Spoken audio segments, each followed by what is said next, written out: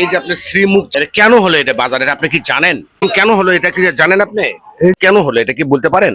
আমরা এখন উপস্থিত হয়েছি গোবিন্দগঞ্জ উপজেলার শ্রীমুখ নামে একটা বাজারে।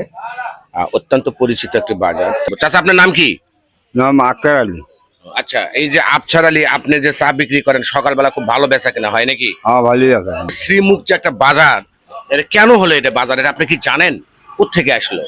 এবং আগে আজ্ঞার আমলে বলে কছিল যে এটা বলে এক হিন্দু আছিল সে শ্রীমুক্ততে।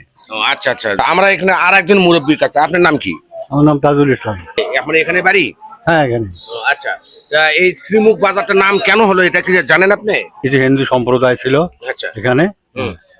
তারা চলে যাওয়ার পরে এখন মুসলমানরা এসে এখানে বাড়ি ঘর করছে। আচ্ছা আচ্ছা, এনারা অনেক বয়স্ক মানুষ, আর এই প্রজন্ম তো বলা যায় এই প্রজন্ম তো জানেই না, বা এদেরকে যদি না বলি এরা অবশ্য বুঝবেই না যে শ্রীমুখ নামটা আসলে কোথায় থেকে আসলো। এখানে আর একজন ভাইয়ের সাথে শুনবো। তাহলে শ্রীমুখ, এনারা বয়স্ক মানুষ, এনারা যদি না জানে তাহলে এনাদের যে নাতি নাতনি, এনারা ছোট ছেলে মেয়ে যারা আছে তাদেরকে কি বলবে আসলে, এটা আমরা একটু শুনে নেব। আপনার শ্রীমুখ নাম যে কেন হলো এটা কি বলতে পারেন?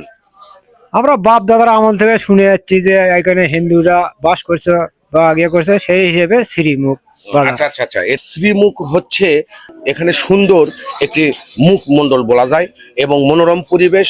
আর সেই থেকেই এখানে শিব হিন্দু একটা মন্দির ছিল, ওখানে ছিল খুব সৌন্দর্য নাকি ছিল।